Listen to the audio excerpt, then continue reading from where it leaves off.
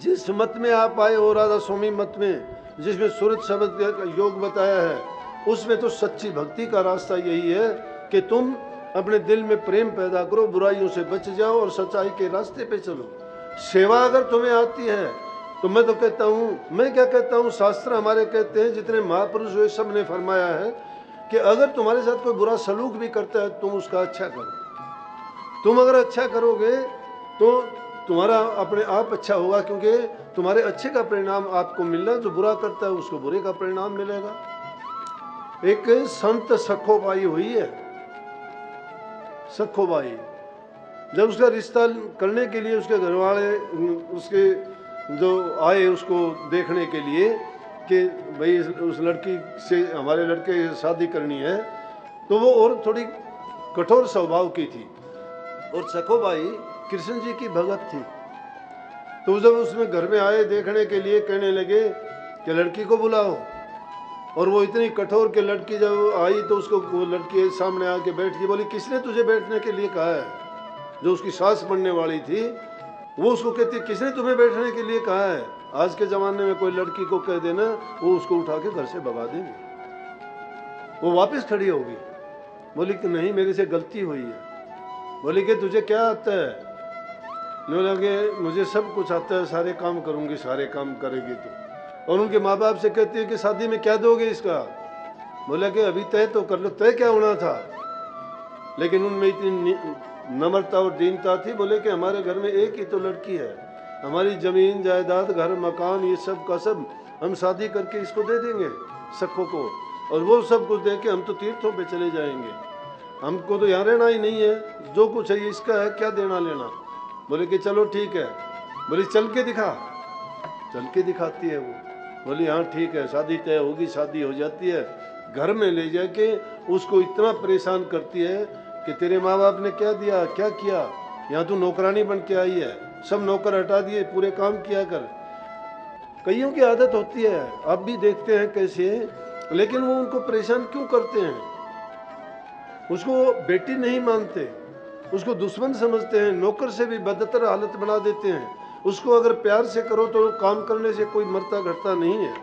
लेकिन वो अच्छे घर की थी, जिसके संस्कार अच्छे थे, जिसके दिल में प्रेम था, जो सेवा करनी जानती थी, श्रद्धा थी, और कृष्ण जी की भगत थी, उसके दिल में भक्ति थी। उनके घर में उसका घरवाला कहने लगा कृष्ण जी की मूर्ति कहाँ से ले आई, यहाँ तो सब नास्तिक हैं, अगर मेरी माँ देख लेगी तो तेरे साथ बहुत बुरा बर्ताव करेगी। कहने लगी मैं काम सारे करती हूँ, इसमें उनको क्या दिक्कत है?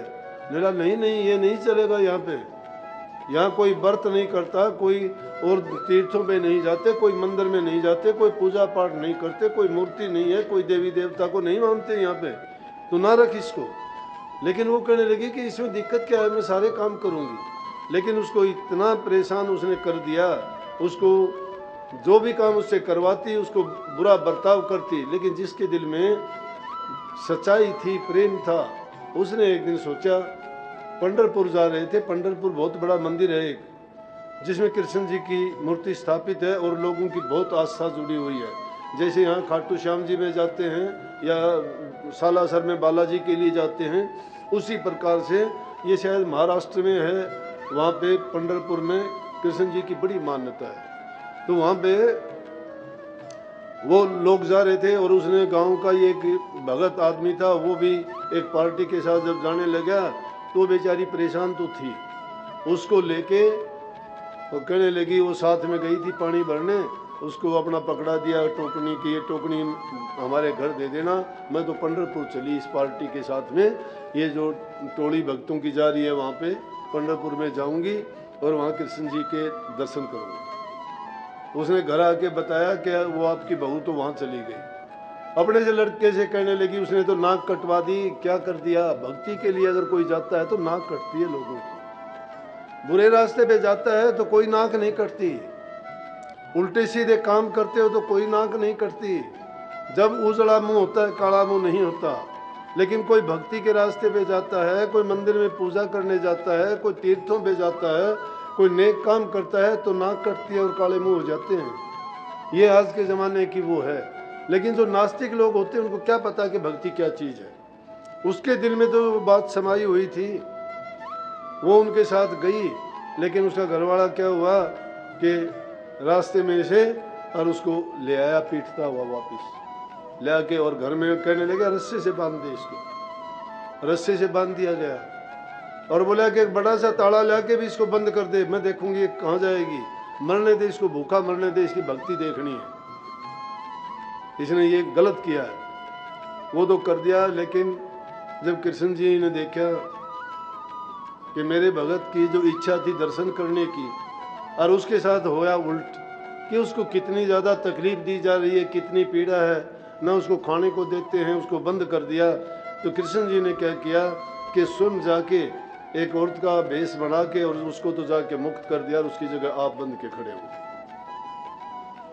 जो सच्चे दिल से प्रभु की भक्ति करता है वो मालिक अनेकों बार उनके काम साधने के लिए आता है। सैन भगत के लिए भी इसी तरह से राजा की सेवा करने के लिए चला गया था, क्योंकि टाइम पर नहीं पहुंच पाया था, राजा की मालिश करता था, राजा को कोट था। वो इसी प्रकार से अपने कितने जितने भी भक्तों की बात आप सुनोगे उनकी जगह प्रकट होकर उनके काम किए हैं। जब उनकी जरूरत पड़ी सच्चे मन से जहाँ याद किया उसी जगह उनका परमात्म रूप उसी रूप में प्रकट होके उनके काम संवारे और उसको पता तक नहीं होने दिया। नामदेव की छान छपाई के नहीं छपाई, कबीर साहब की उन्होंने यज्ञ रची वो पूरी करी के नहीं करी। तो जिनकी भी जरूरत पड़ी, धन्य भगत का खेत निपजाया कि नहीं निपजाया, कर्मा का खिचड़ा खाया कि नहीं खाया। ये क्योंकि उनको जब जो आदमी जिससे प्रेम करता है तो प्रभु उनकी आशा और विश्वास का पूरा जो उनका विचार और ख्यालात है उसके लिए प्रकट हो जाते हैं और उनके जगह उनका काम करता है आके। इसी प्रकार से उस सखोबाई की जगह खुद कहने लगा जा सको तू तो दर्शन करने के लिए जा और तेरी जगह मैं रहती हूँ यहाँ। बोला कि आप कौन हो? बोला तेरी ओर से कोई भी हो तू चिंता ना कर। उसको तो भेज दिया और आप वहाँ बंद के खड़ी होगी। बाद में उनके घर वाले बोले कि अगर ये मर गई यहाँ पे भूखी प्यासी तो ये किस प्रकार से हमारे और फांसी होगी, जाओ इसको निकालो। तो वो तो श्री कृष्ण जी थे खुद उस रूप में। जब वो घरवाला उसको खोलने के लिए गया तो उसको देख के हंसी, वो बेवकूफ़ हो गया, उसकी मत मारी गई। कहने लगा सको तू इतने दिन से भूखी है, हमने तुम्हें बांध के रखा है, दुश्मनों जैसा तेरे साथ बर्ताव किया है और तू फिर भी हंस रही है, प्यार से बोल रही है। बोली कोई बात नहीं, आप मेरे पति जो हो। बोला क्या अच्छा। उसने खोल दिया उसको, सांस आती है वो भी बोली कि मैं देखती हूँ तुझे। जब उसकी नज़रों में देखती है वो भी उसी तरह बेवकूफ़ बन के बैठ जाती है। बोली सको मैंने तेरे साथ गलत बर्ताव किया है, अब आइंदा नहीं करूँगी, तेरे साथ अच्छा करूँ। क्योंकि वो तो कृष्ण रूप में थे बंधे हुए, औरत का तो भेष था, जिसकी तरफ नज़र करे उसी के सारे ख्यालात और विचार पलट जाएंगे। लेकिन वहाँ जिन भक्तों के साथ सखोबाई थी वो वास्तव में वहाँ पहुँच गई। और जब वहाँ दर्शन करने वालों की भीड़ लगी और कृष्ण जी की मूर्ति के सामने सब दर्शन कर करके जाने लगे, वो मत्था टेकते और उठ जाते। लेकिन सखोबाई ने तो मत्था टेक के अपनी शिकायतें करने लगी कि कितने दिन में मुझे आपने दर्शन दिए, मैं नहीं चाहती दुनियादारी में रहना, अब आपको नहीं छोड़ना चाहती, मैं तो आपके पास ही रहूँ और मुझे आपसे जुदा नहीं होना, ना मैंने दुनिया बसानी है ना मैंने वहाँ कुछ करना है, मैं नहीं रहूँगी। दूसरे लोग करने लगे भैया अकेली है क्या दर्शन करने वाली, ये लाइन इतनी बड़ी लगी हुई है, इतना टाइम इसको खड़ी करो। जो उसके गांव का जो भगत था उसने कहा सखो बेटी खड़ी हो तू यहाँ से, सखो बेटी खड़ी हो। सखो तो नहीं है वहाँ, सखो ने तो प्राण त्याग दिए।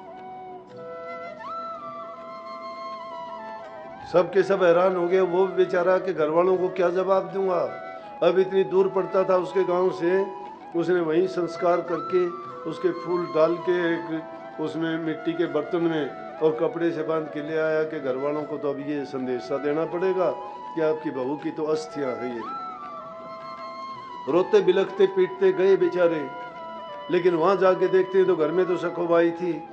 घर में जाके सबसे पहले उसकी सास से ही कहते हैं, वो बोली आओ भगत जी कैसे आए।